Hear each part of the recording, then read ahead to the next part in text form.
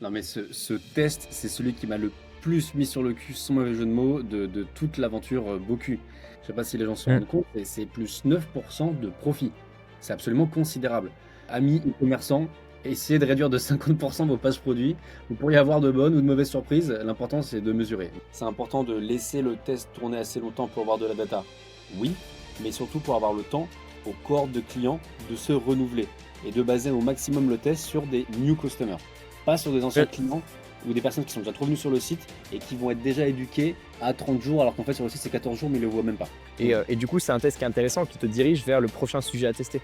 Maintenant que tu sais que c'est avec la livraison, bah, ouais, définis le bon tarif, les bons ouais, modes, les bons paliers et les ouais. bons outils pour atteindre ce palier-là. Chacun peut Ouais. faire un petit peu du UX dans son coin, oui, mais le CRO, on le voit bien là pendant la discussion, c'est tellement plus complexe. Et encore, franchement, on a effleuré la surface de tellement de On a sujets. vu que le résultat, on a vu le beau truc, quoi. On a Il vu y a pas vraiment l'outcome. ah ouais, il y a pas vraiment toute la réflexion, toutes les pré-maquettes qui ont été faites avant, enfin c'est toutes les strates de data que tu as pu générer pour nous. Donc non, non, mais c'est un métier dingue. Personne, on peut pas tous improviser, maître CRO, maître AB testeur, ça c'est sûr et certain. Donc il faut s'adresser à des pros le plus tôt possible. Dès qu'on a un peu de budget, il faut le faire. Dès qu'on a du budget et suffisamment de trafic, il faut le faire. On se retrouve encore avec, William. Aujourd'hui, on va prendre, quelques cas d'études en exemple de tests qu'on a menés, directement sur la boutique, Boku au fur et à mesure du temps. Il y en a qu'on a menés, en début de collaboration, quasi 2 ans, un peu plus de 2 ans en arrière, d'autres qui sont assez récents. Donc il y en a qui vont, parler du catalogue actuel, peut-être d'autres, de l'ancien setup un peu plus, monoproduit.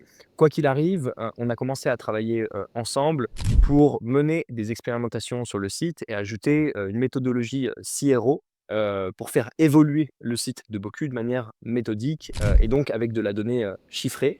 Juste pour rappeler, toi, la partie, CRO, William, c'est pas quelque chose que vous faisiez, avant de commencer cette relation, plus ou moins long terme, avec Deployer?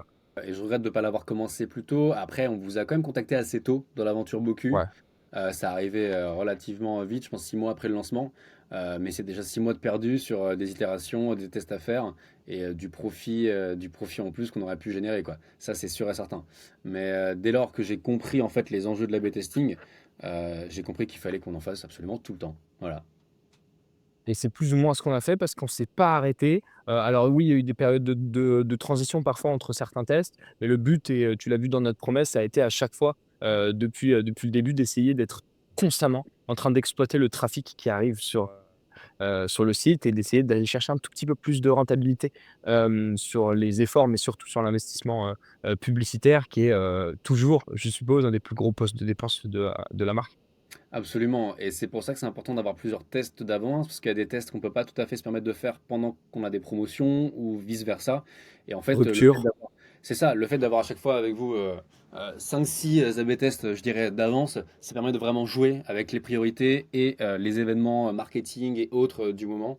Et ça aide énormément. C'est un très bon conseil à donner, je pense, d'avoir plusieurs tests d'avance préfaits aussi au maximum pour pouvoir les publier, être hyper agile. Parce que ça nous arrivait de faire des fois des promotions d'une semaine à l'autre, ou alors même des ruptures de stock qui arrivaient comme ça d'un coup parce qu'on avait mal prévu une émission dans un passage TV, ce genre de choses, tu vois.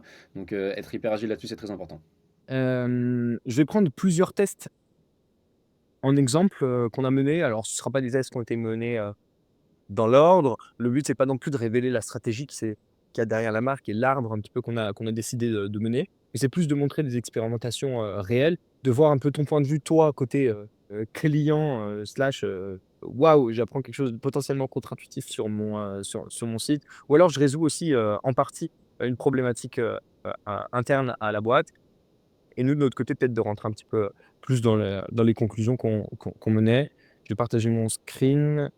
Hop, je sais pas sur quel test je suis en premier, mais du coup, ce sera le premier qu'on va voir. Botu, simplifier, la page produit, Ouais. version radicale V1. Non mais Ça dit alors quelque là, chose? non mais ce test, c'est celui qui m'a le plus mis sur le cul, sans mauvais jeu de mots, de toute l'aventure Boku. Que je donne un peu de contexte, déjà c'est vous qui êtes venu vers moi avec cette idée de test-là, avec beaucoup d'énergie. si puis-je dire, et beaucoup, beaucoup d'intuition. Moi, quand j'ai lancé Boku, voilà, encore une fois, personne connaissait vraiment la méthode japonaise. Mon taf depuis 3 ans et demi, là, ça a été d'éduquer le marché français, dédramatiser autour des sujets de l'hygiène intime, éduquer au niveau de l'installation, tout ça. Et donc, en termes de publicité, c'est beaucoup d'éducation humoristique. Beaucoup, beaucoup, beaucoup. On fait beaucoup, beaucoup de broad encore aujourd'hui pour aller chercher de nouveaux clients. Et donc, naturellement, quand tu te rends compte que tes publicités fonctionnent parce qu'elles contiennent beaucoup d'informations et qu'elles sont longues, tu dis, bon, bah, sur le site, il faut qu'on retrouve un petit peu le même écosystème, le même degré d'information, autant que faire se peut. Et donc, les pages produits étaient naturellement chargées, bien organisées, bien faites en termes de UI du X, mais chargées quand même d'informations. Et au bout de 3 ans, parce que ce test, il est ou 2 ans et demi, 3 ans, tu m'as dit, écoute, je pense qu'il faut qu'on réduise de moitié quasiment Qu'on la taille cut de la the page crap. produit. Et tu m'as dit, on élimine telle section, telle section, telle section. Moi, j'étais là, non, mais non, attends, on va garder ça. Non, non, non. Et en fait, c'est là où tu m'as rappelé à l'ordre. Et c'est vrai que même en business, quoi qu'on en dise, il faut prendre des décisions un petit peu radicales et pour avoir des résultats radicalement différents, dans le bon ou dans le mauvais sens du terme, histoire de pouvoir prendre des décisions, des vraies décisions. Et donc là, le sujet, ça a été de couper voilà, d'un bon gros tiers, si ce n'est de moitié, il me semble, la page produit, des sections qui pour moi me semblaient existentielles, mais qui en fait ne l'étaient pas. Et les résultats ont été assez grandiloquents, hein, me semble-t-il, sur cette performance. Donc, Ouais, en fait, bah, on va jongler direct au résultat, hein. ouais, on voit Hop. ça. Alors, on ne traque pas forcément que ces données-là, mais ça reste les données clés qu'on regarde quand on fait un A/B test. Juste pour aussi ajouter une pièce de contexte, d'habitude, on a toujours été les mecs méticuleux, variable par variable, on isole ce qu'on fait. Et je pense qu'on est arrivé aussi à un moment sur Boku où, après avoir fait des itérations dans tous les sens, à être très méticuleux, on s'est dit redonnons du souffle un petit peu à notre, à notre collab et à tout ce qu'on est en train de faire et à toutes les conclusions qu'on a tirées depuis le début. Soyons un petit peu plus radical parce qu'on a la capacité de revenir en arrière, quoi qu'il Ouais. arrive, et donc d'affiner notre apprentissage par la suite, ou d'aller plus loin sur cette radicalité pour comprendre réellement ce qui se cache derrière. Mais la réalité, c'est que tu te rends compte qu'il y a vraiment quelque chose à débloquer en étant, et en remontant les informations qui paraissaient clés par rapport aussi à notre compréhension de l'utilisateur final et de la marque. C'est un test qui estimait à peu près 9,32 de profit supplémentaire par visiteur, alors qu'il a été mené certes seulement sur les utilisateurs qui arrivaient sur la fiche produit Boku, qui drive quand même la majorité du trafic, et donc qui instantanément reverse ou rajoute de la renta sur les créas publicitaires. Ah ouais, non, mais surtout que c'est du profit, hein. Je sais pas si les gens se Mm. rendent compte, c'est plus 9% de profit. C'est absolument considérable. Donc, ce qui est intéressant, c'est que sur les sections qui ont été changées, qui ont été supprimées, enfin, c'est pas parce qu'on a supprimé les sections qu'en fait on a amélioré les autres. On les a quasiment laissées comme telles de mémoire. On a juste supprimé, ce qui veut dire que c'était déjà assez bien écrit, assez concis, et qu'il n'y avait pas besoin de raconter toute sa life non plus, que la publicité faisait déjà un bon travail d'éducation. Et je pense que ça, c'est un bon learning à en tirer. C'est-à-dire que quand la publicité éduque déjà énormément, bah en fait, sur la page produit, il n'y a pas besoin d'en remettre une couche encore, encore et encore. Les gens, ça va pas forcément les intéresser. Et ça me bluffait, parce que j'ai toujours pensé que mon produit était compliqué à comprendre, etc., etc. Mais en fait, bah, pas au point d'avoir une page qui fait 3 kilomètres de long et surtout, en fait, qui va pas être vraiment scrollée jusqu'au bout. Il me semble que plus de la moitié des gens n'arrivaient pas à la moitié, en fait, enfin, arrivaient seulement à la fin du premier tiers de la page. Dis-moi si je me trompe, mais c'était assez dingue, Ah, quoi. c'était Donc, ça. C'est qu'on ouais, s'était rendu compte aussi que, bah, le e-commerce a évolué depuis le moment où on a commencé à travailler ensemble et cette période-là. On s'est rendu compte aussi que le temps passé sur la page ou le niveau de scroll, revenait de plus en plus vers le haut de la page, et qu'au mm, final, ça valait le coup de reconcentrer et recondenser le cœur de l'information pour convaincre plus. Et ce qui est intéressant aussi, on le voit je remonte un peu sur le résultat, c'est que c'est principalement du revenu qui est tiré sur du panier moyen. Donc on a plus de quantité de produits qui sont vendus, mais on a aussi plus de ventes qui partent vers l'abattant, et donc potentiellement aussi plus de confiance envers la marque. oui, parce que l'abattant est un produit qui est plus cher. Le bidet Boku coûte une centaine d'euros, l'abattant c'est plutôt 200 euros. Donc on parle du double du prix quand même, et on a quand même réussi à avoir des résultats positifs dessus. Donc pour moi, ce test ça a été un no-brainer, quoi. C'est vraiment dingue. Donc amis e-commerçants, essayez de réduire de 50% vos pages produits. Vous pourriez avoir de bonnes ou de mauvaises surprises. L'important c'est de mesurer. Mais ça a été incroyable pour nous. Exactement. Bah, tiens, si on fait une autre transition sur l'abattant, on avait, donc l'abattant, c'est un produit, bah, tu peux même le représenter toi avec tes propres mots, qui est arrivé bien après le bidet Boku et qui est donc une version améliorée. C'est ça. En fait, le bidet Boku, c'est un produit qui transforme vos toilettes classiques en WC japonais en 10 minutes sans travaux et qui fonctionne sans électricité et qui va, à la différence de l'abattant japonais Boku, venir se fixer entre votre abattant existant et votre cuvette. L'abattant japonais Boku remplace votre abattant existant. Donc vous enlevez votre abattant et vous mettez l'abattant Boku qui a les bus intégrés, etc., etc. Et cetera. Et c'est un produit qui, quand on regarde visuellement, on dirait pas du tout que c'est des WC japonais. Il n'y a pas de bras de contrôle sur le côté, il y a juste deux petits boutons pour activer jet avant, jet arrière et gérer la puissance. Et c'est un produit qui va venir avec un filtre anti-calcaire. Donc c'est un produit qui va être plus robuste car l'eau y est filtrée, le mécanisme intérieur y est davantage protégé. Et c'est un produit qui, en termes de design et de conception, va également être plus solide et notamment mieux pour les hôtels ou ce genre de choses. Carrément. Et on va pas rentrer un petit peu dans les détails, mais bon, le site et les personnes, connaissaient le bidet, mais Ouais. pas l'abattant. Et donc il y avait un enjeu pour la marque, stratégique de faire connaître l'abattant et donc de rééquilibrer aussi un petit peu, on va dire, les ventes entre l'abattant et le bidet Boku pour, bah, leur permettre à tous les 2 d'exister réellement, sur le site et aussi peut-être moins dépendre du bidet. C'est ça, exactement. Moins dépendre du bidet, qui va de temps en temps avoir un taux de retour supérieur à celui de l'abattant pour des questions de compatibilité. Donc Oui. l'idée, c'était de pas trop faire de cannibalisation non plus, mais de pouvoir adresser aussi à d'autres types de cibles un produit qui va être un peu plus premium, qui va plus leur plaire, qui va peut-être faire un petit peu moins gadget visuellement, parce que certains pensent que c'est le cas, et c'est OK. Donc ça a été le but, et ça a super bien fonctionné.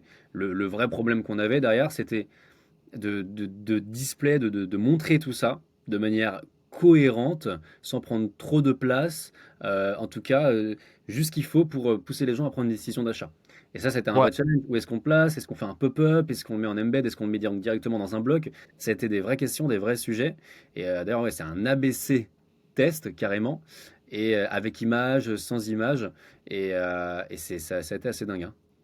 Carrément. Bah, du coup, ce qu'on a fait, c'est qu'on est parti du constat que, bah, la majorité du trafic arrive directement sur la page, du bidet et que, bah, c'est notre seule opportunité, on va dire, de, comparer, les offres existantes et de leur montrer qu'il y a un autre produit qui existe aujourd'hui sur le site et puis, que tu le veuilles ou non, la majorité des créas qui étaient aussi actives sur la campagne sur, Meta ou même, la majorité de l'acquisition renvoyait aussi directement au bidet donc, on partait du principe que les gens, connaissaient pas ou peu l'existence de l'abattant, que c'était à nous de l'intégrer dans le funnel et de montrer un peu une forme de comparaison pour envoyer du trafic dessus, de par le fait que les gens arrivent directement sur le Mm. bidet. Et donc, c'est évidemment qu'on s'est interrogé sur les différentes manières de le mettre en avant. Donc, on a comparé évidemment à la version actuelle. On a comparé par la suite à une version B un petit peu plus visuelle où on montre les deux produits en plus de l'offre sur la quantité et puis évidemment avec la possibilité de revenir en arrière côté abattant, mais cette fois-ci en mettant un peu moins en avant le bidet. Ça, c'était un peu notre Ouais. constat aussi. On a dit: «Bah, on a envie que les gens partent vers l'abattant, mais ne reviennent pas forcément ou un peu moins sur le bidet». Donc on rend le bidet, l'abattant pardon, sexy, côté bidet, mais on fait un peu moins, côté abattant et puis, Ouais. on avait privilégié aussi une version où on compare cette fois-ci, concrètement, quelle est la différence, entre les 2? Qu'est-ce qu'on va obtenir? Et comment on justifie, potentiellement le pricing de l'abattant? Ça reste des versions qui sont radicales et qu'on a après creusé, par la suite en fonction des résultats, mais on avait déjà eu un bon retour, hein. Ouais. Globalement, ça c'était, le résultat sur les versions. Heureusement qu'on avait testé du coup ces 3 versions parce que, visiblement là, c'est la C qui l'emporte et qui Ouais. permet encore une fois de débloquer, 13,82 de profit par visiteur, ce qui est encore plus considérable que le test qu'on vient de voir, avant. Non, mais ouais, non, mais c'est incroyable. Et surtout, je pense, ça joue aussi dans les arguments différenciants entre les deux produits. C'est-à-dire qu'ils n'ont pas été mis là par hasard. C'est-à-dire qu'on a une petite liste avec des bullet points, tel produit fait ça, tel produit fait ça. Mais on n'a pas mis n'importe quel argument. Et on s'est vraiment adressé à, OK, qu'est-ce que quelqu'un qui va acheter un bidet veut comme argument, vs qu'est-ce que quelqu'un qui va acheter un abattant veut comme argument. On a compris que les gens qui achetaient un abattant étaient un peu plus peureux parce qu'ils voulaient avoir le filtre anti-calcaire. Ils voulaient un produit qu'ils allaient savoir plus solide aussi, parfois plus design, plus discret, et que tout ça, du coup, avait aussi un prix. Donc, avoir orchestré savamment l'organisation de ces arguments a été très importante, à mon avis, dans le résultat positif de ce test, hein. Et puis ça redonne de l'espoir aussi, je pense, parce que du coup, ça fait un levier supplémentaire. Tu es plus dépendant des emails pour mettre en avant, l'abattant, ou, des créas, mais tu as trouvé un autre levier, encore une fois, pour pouvoir le pousser. C'est ça, parce que tout le sujet, c'est que 90% de nos créas, c'est sur du bidé-boku. Et t'en as qui Mmh. tournent depuis des mois, voire plus d'un an. Et on peut pas les cut comme ça, on peut pas les modifier. Et des fois, tu as des créas qui parlent de l'abattant qui vont pas être aussi performantes, mais pas parce qu'on parle de tel produit, mais juste parce qu'en termes de structure, on n'a pas réussi à faire exactement ce qu'on voulait faire avant. Et donc, en fait, effectivement, c'est bon, on peut pas leur parler en haut de funnel sur Meta. Bon, où est-ce qu'on peut leur parler? On va leur parler là, parce que le Bideboku, la page Bideboku, c'est la page qui a le plus de trafic. Et ça a été un excellent début de réflexion qui a mené à ces super résultats. Ouais et après on a fait d'autres itérations quand même sur cette partie, Mm. abattant, donc ça c'était intéressant et puis, on va continuer sur un autre test qui était cette partie de garantie, 14 vs 30 jours, ça te dit quelque chose? Ah ouais, ça me dit quelque chose. Encore un sacré sujet. Encore un sacré sujet. C'est le constat, c'est OK. Plus un client garde ton produit dans le temps, et plus en même temps tu lui laisses l'option de retourner le produit, plus il y a des chances qu'il te retourne le produit pour des raisons plus ou moins objectives. C'est pas la question. Maintenant, la vraie question, c'est OK. Est-ce que en doublant ou en divisant par deux la durée de retour, est-ce qu'on va vraiment perdre en profit? Est-ce qu'on va vraiment perdre en taux d'ajout au panier? Ou en fait, est-ce que ça change rien aux gens? Est-ce qu'ils se projettent davantage quand on parle de 30 jours ou de 14 jours? Est-ce que 2 semaines c'est suffisant ou est-ce qu'il leur en faut 4? C'était ça la Ouais vraie question. et puis Euh, ça, c'est un test, c'est neutre, ça marche, quoi. Oui, voilà, c'est très simple. Donc, on a testé, et alors là, truc de dingue, c'est-à-dire que de mémoire, quasiment rien n'a bougé en termes de différence entre, surtout autour de niveau de l'ajout au panier, entre 14 et 30 jours. On a des perfs un tout petit peu moins bonnes, mais c'est vraiment un tout petit peu moins bonne. Et en fait, ça compense largement. En fait, on a un taux de retour qui a bien diminué Ça du a coup. corrélé après par la suite, ouais.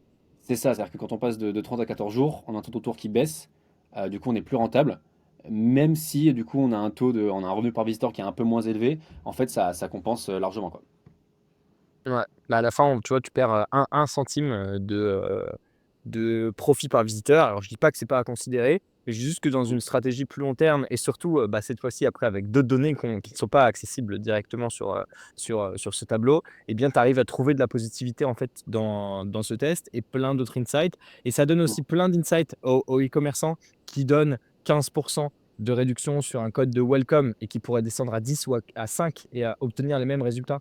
Une marque avec laquelle on faisait 15 sur l'abonnement et en fait, on est descendu à 10, on a gagné de l'argent, et on n'a pas affecté le taux de conversion. Une marque qui faisait, 10 puis 20 d'offres sur la quantité qu'on a réduit à 5 et puis 10 et cetera et cetera et en fait, tout ce qui est acquis en termes de quantité ou de pourcentage ou même de durée dans ce cas-là, peut et doit être remis en question dans une logique de profitabilité. À fond. Et il y a un autre bel exemple aussi, c'est sans les nommer, je connais une boîte qui est fabriquée en France et qui du coup avait un label Made in France, machin, sur leur page produit. Et ils avaient des difficultés parce qu'en fait, bah, produire en France, ça coûte hyper cher. En plus, dans ce qui est fabriqué en France, ça n'avait pas tellement intérêt de le faire en France, parce que c'était pas un truc français de zinzin non plus. Il n'y a pas d'expertise francophone à proprement parler. C'était juste voilà, un concours d'événements qui fait qu'ils ont eu une usine en France, ok, plutôt qu'ailleurs en Europe. Je leur ai dit, mais attendez, mais faites un A/B test, enlevez de votre site tout ce qui fait référence au Made in France. Faites un test un petit peu long quand même, parce que voilà, il faut laisser un peu la data rentrer. Et il y a forcément des gens qui, même s'ils voient plus le logo, ils se disent toujours que c'est fabriqué en France. Et vous voyez si vous perdez en taux de conversion. Et en fait, ça n'a rien changé. Et cette Ouais. décision-là m'aura permis de délocaliser au Portugal et d'avoir des coûts de production bien moins élevés et du coup d'avoir plus de profit. En fait, Et c'est là où c'est important de jouer avec l'inconscient de l'utilisateur parce que son conscient, quand tu vas lui demander: «Est-ce que le made in France t'importe?» Il va dire: «Mais oui, les clients savent évidemment». pas ce qu'ils veulent. Les clients savent pas ce qu'ils veulent. Faut pas toujours écouter tes clients quand ils disent ah oui j'aimerais bien ci, j'aimerais bien ça. Parfois Ouais. ils savent juste pas. Et c'est dingue. Moi ça me rend C'est fou. plutôt ne base pas toutes tes décisions sur une seule et unique source d'information. C'est important de les croiser aussi avec ce genre de tests et Ouais. surtout je suis, alors, peut-être que je vois la marque à laquelle tu parles, peut-être que c'est même des clients que j'ai l'impression que ça ressemble beaucoup à un cas, qu'on a eu en interne, mais, Mm. peu importe, c'est une marque qui se sentait prisonnière de son modèle, j'en suis sûr. À fond. Oui, oui, je vois très bien la marque dont tu parles en plus, et oui, oui, à fond, c'était le cas. Et je sais pas, c'est quand on questionne des clients par ego et par valeur, soi-disant, ils répondent à des questions de ce qu'ils aimeraient être, mais c'est pas ce qu'ils sont vraiment.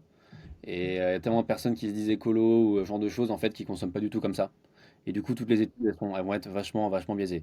Et le seul truc qui nous permet d'avoir des vraies réponses, c'est ça. C'est littéralement ça, ce qu'on voit là. Voilà. Ouais. À condition, et je le rappelle, c'est des règles qui sont importantes, ne pas multiplier les A/B tests pour pas fausser ou créer des, nouveaux biais, sur notre analyse. De laisser tourner le test assez longtemps pour qu'il soit significatif et qu'on ne valide pas un faux positif. Et d'avoir une rigueur aussi, pendant son test, donc de ne pas faire de modifications pendant qu'un test, tourne pour ne pas continuer de fausser les résultats ou alors avoir, 30 jours en gros qui est écrit dans toutes tes créas publicitaires qui évidemment, auront un impact derrière sur l'issue du test. Absolument. Et pour revenir sur ton point numéro 2, c'est important de laisser le test tourner assez longtemps pour avoir de la data. Oui, mais surtout pour avoir le temps aux cohortes de clients de se renouveler et de baser au maximum le test sur des new customers, pas sur des anciens Ouais, clients ou des personnes qui sont déjà trop venues sur le site et qui vont être déjà éduquées à 30 jours alors qu'en fait sur le site c'est 14 jours mais ils ne le voient même pas. Ça c'est hyper important. il y a une vraie question de cycle d'achat, en A/B testing. On rentre peut-être un peu dans la technique, mais tant qu'on y est, c'est bien de le rappeler.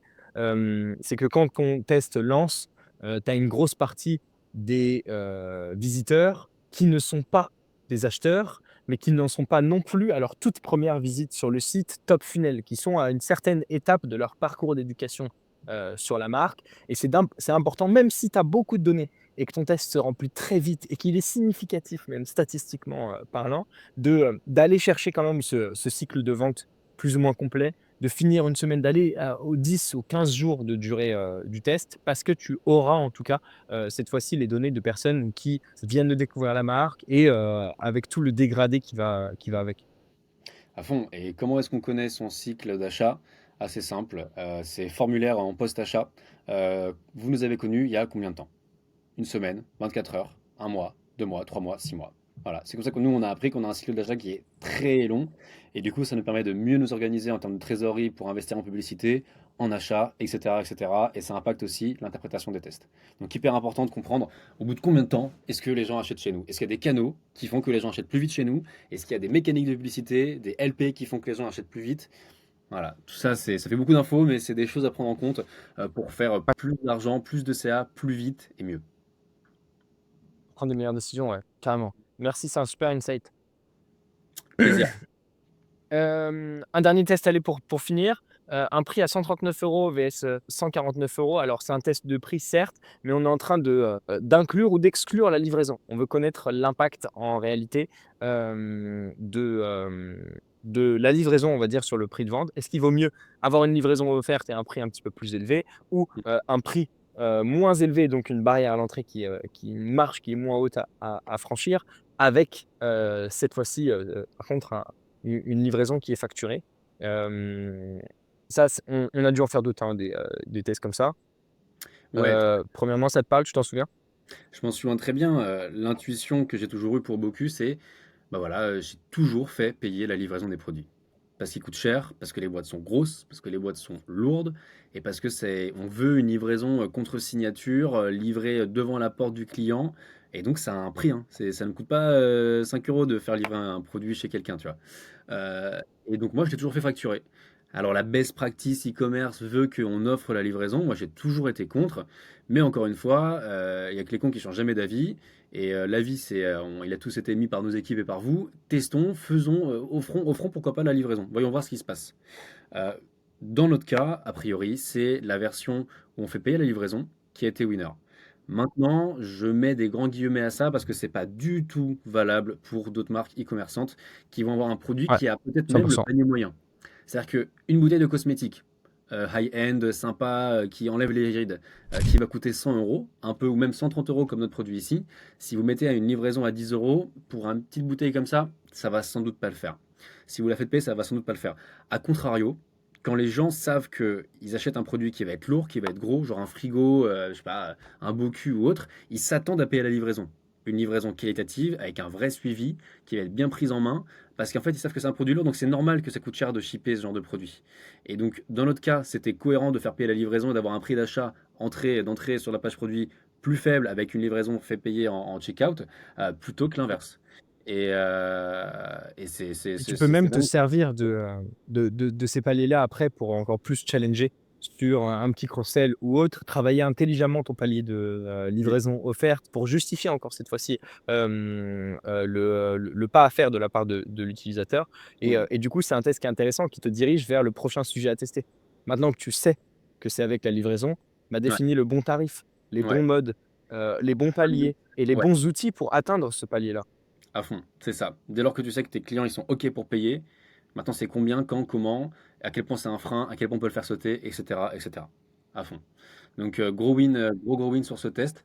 Alors que, et je pense que tu seras d'accord avec moi, c'est en contrariété totale avec les bonnes pratiques e-commerçantes qui est offrez la livraison, offrez la livraison, offrez la livraison.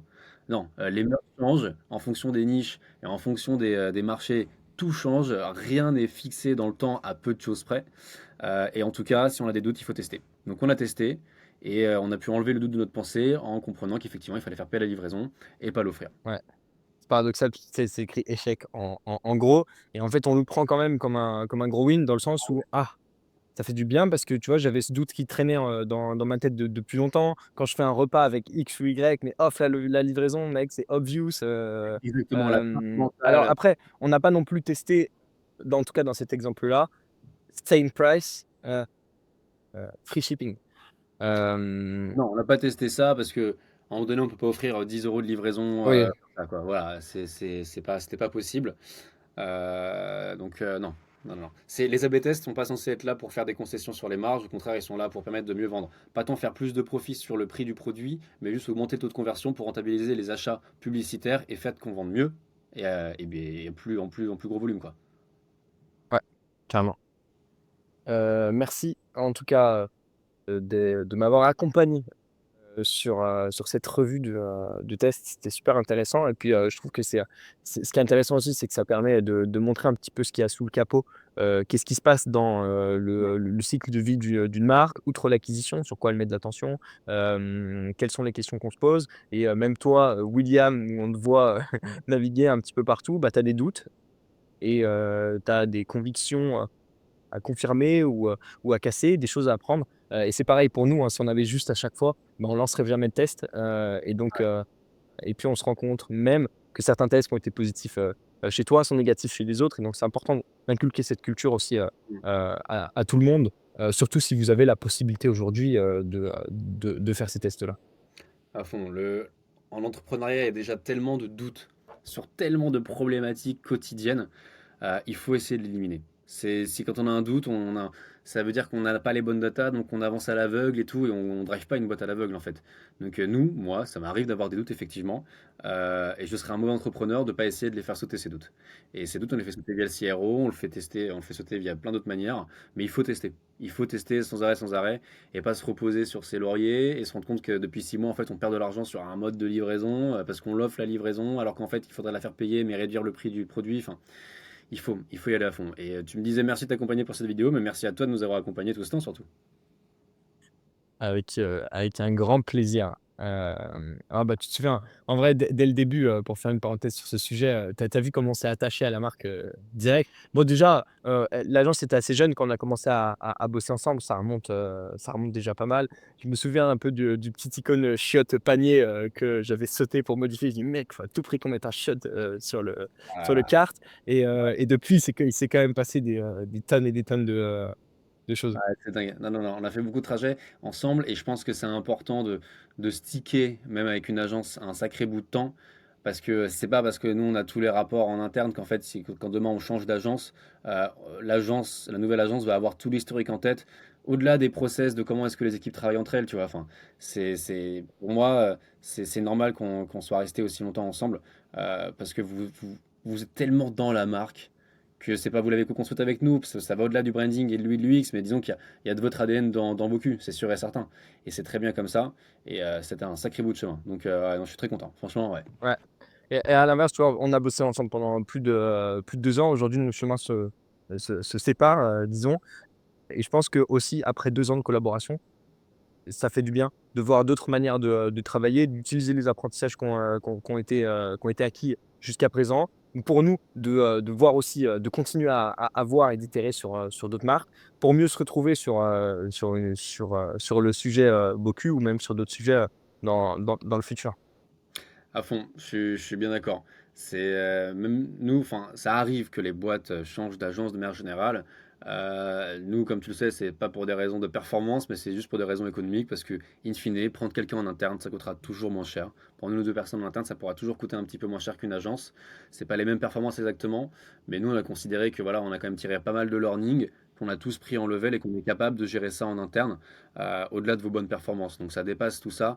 Et en fait, même c'est une suite logique saine de toutes les boîtes qui grandissent, quoi. Elles internalisent, elles prennent des CDD, elles prennent des CDI, elles prennent des A-players pour aussi valoriser la boîte d'une manière ou d'une autre et pour essayer de travailler encore plus main dans la main sur le secteur, sur le domaine du CRO, du web, etc., quoi. Bien sûr.